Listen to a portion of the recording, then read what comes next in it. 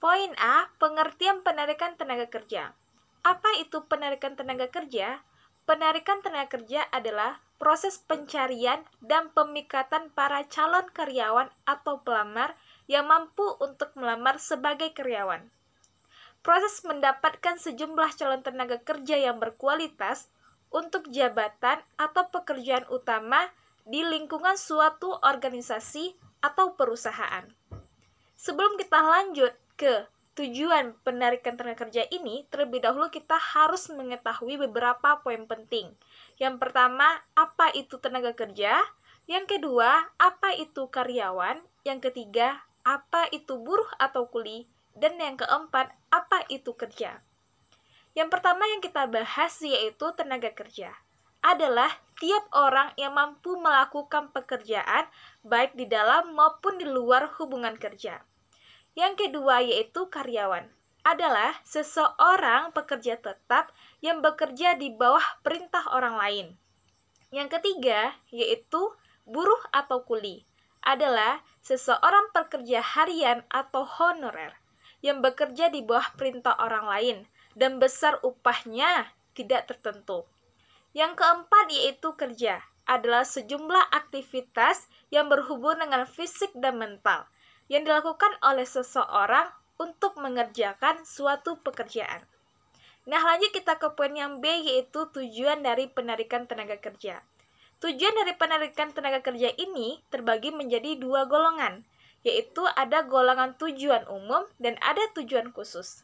Yang pertama yang kita bahas yaitu tujuan umum dari penarikan tenaga kerja adalah untuk memenuhi kebutuhan tenaga kerja sesuai dengan persyaratan yang dituntut suatu pekerjaan. Yang kedua kita bahas yaitu tujuan secara khusus dari penarikan tenaga kerja. Yang pertama yaitu agar sesuai dengan program dan strategi perusahaan. Yang kedua yaitu untuk menentukan kebutuhan tenaga kerja dalam jangka pendek maupun jangka panjang. Yang ketiga yaitu untuk mendukung kebijakan perusahaan. Yang keempat, membantu dalam meningkatkan proses pemilihan tenaga kerja. Yang kelima, mengurangi kemungkinan keluarnya karyawan yang baru bekerja. Yang keenam yaitu sebagai upaya mengkoordinasikan. Yang ketujuh, melakukan evaluasi secara efektif. Dan yang terakhir yaitu memenuhi kegiatan perusahaan. Lanjut kita ke poin yang C, yaitu kegiatan rekrutmen. Apa saja sih yang ada dalam kegiatan rekrutmen tersebut? Yang pertama yaitu menentukan kebutuhan jangka pendek dan jangka panjang. Yang kedua, mencari informasi mengenai perkembangan kondisi tenaga kerja. Yang ketiga yaitu menyusun bahan-bahan rekrutmen. Yang keempat, menyusun program rekrutmen secara sistematis dan terpadu. Yang kelima, mencari calon karyawan yang berbobot dan memenuhi syarat. Yang keenam, mencatat jumlah dan kualitas pelamar dari berbagai sumber. Yang ketujuh, melakukan tindak lanjut terhadap para calon karyawan. Dan yang terakhir yaitu menyesuaikan dengan konteks hukum yang berlaku. D. Proses penarikan tenaga kerja terdiri dua bagian, itu satu menentukan dasar rekrutmen, dua menentukan sumber rekrutmen. Ada dua pembagian menentukan sumber rekrutmen, yaitu sumber internal dan sumber eksternal. Sumber internal, karyawan yang akan mengisi lowongan kerja diambil dari dalam perusahaan. Sedangkan sumber eksternal, karyawan yang akan mengisi lowongan kerja diambil melalui rekrutmen dari sumber-sumber tenaga kerja dari luar. Langkah-langkah penarikan. A. Mengidentifikasi jabatan yang lowong dan berapa jumlah tenaga yang diperlukan. B. Mencari informasi jabatan melalui analisis jabatan. C. Menentukan sumber kandidat yang tepat. D. Metode rekrutmen yang paling tepat untuk jabatan. Ada dua pembagian yang terdiri dari metode tertutup dan metode terbuka. Metode tertutup, perekrutan itu hanya diinformasikan kepada para karyawan atau orang-orang tertentu saja. Sedangkan metode terbuka, perekrutan tersebut diinformasikan secara luas melalui metode seperti memasang iklan. Memanggil kandidat-kandidat yang memenuhi syarat jabatan. F. Menyaring, menyeleksi kandidat. G. Membuat penawaran kerja. H. Mulai bekerja. F. Sumber-sumber penarikan tenaga kerja terdiri dari dua, yaitu sumber penarikan dari dalam perusahaan dan sumber dari luar perusahaan. Sumber penarikan dari dalam perusahaan adalah penarikan tenaga kerja yang sumber dari dalam perusahaan dilakukan bila jumlah kebutuhan tenaga kerjanya sedikit.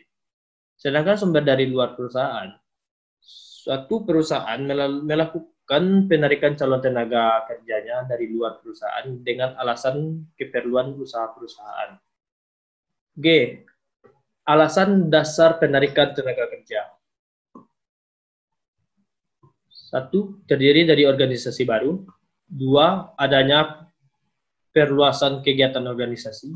3. Terciptanya pekerjaan dan kegiatan-kegiatan baru. 4. Adanya pekerjaan yang pindah organisasi lain. 5. Adanya pekerjaan yang berhenti baik dengan hormat. 6. Adanya pekerjaan yang berhenti karena pensiun. Dan 7. Adanya pekerjaan yang meninggal dunia. H. Kendala-kendala yang sering dihadapi dalam proses penarikan. A. Kebijakan organisasi.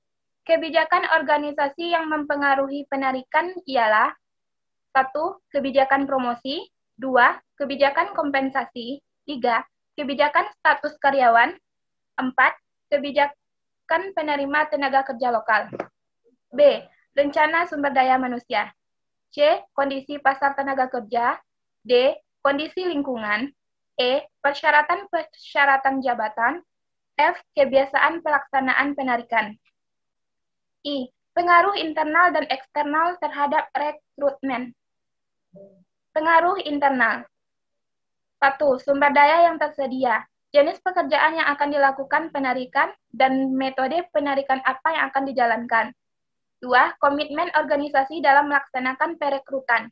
3. Masalah di luar perekrutan. 4. Koordinasi dan kerjasama antar lini dan staf. Pengaruh eksternal. Kebijakan dan dalam organisasi sangat dipengaruhi oleh faktor eksternal. Praktek-praktek rekrutmen, terutama di organisasi publik, tidak lepas dari pengaruh faktor eksternal, yaitu nilai-nilai yang berlaku dalam kondisi saat ini. C. Faktor-faktor yang mempengaruhi penarikan tenaga kerja. Beberapa faktor yang perlu diperhatikan dalam menentukan pilihan atas metode-metode penarikan tenaga kerja, antara lain, A.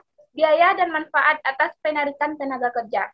Artinya, seorang manajer yang bijaksana dapat memilih metode penarikan yang paling tepat dan sesuai kebutuhan perusahaannya, karena tidak semua metode penarikan sesuai dengan keadaan perusahaan. B. Waktu yang diperlukan untuk mengisi lowongan. Artinya, jika lowongan kerja tidak terisi dengan cepat, pekerjaan tidak akan selesai dengan harapan dan produktivitas perusahaan. Tentu perusahaan akan mengalami penurunan. Ini merupakan suatu hal yang perlu dalam memilih metode penarikan tenaga kerja. C. Kuantitas dan kualitas penarikan tenaga kerja. Artinya, untuk dapat memenangkan persaingan, perusahaan perlu memilih metode penarikan yang efektif dan menarik, dan menawarkan pekerjaan yang sesuai dengan keinginan calon pelamar. Itulah pembahasan dari kelompok kami yang membahas tentang penarikan tenaga kerja. Mohon maaf atas kesalahan dan kekurangannya. Kami dari kelompok 4 mengucapkan terima kasih.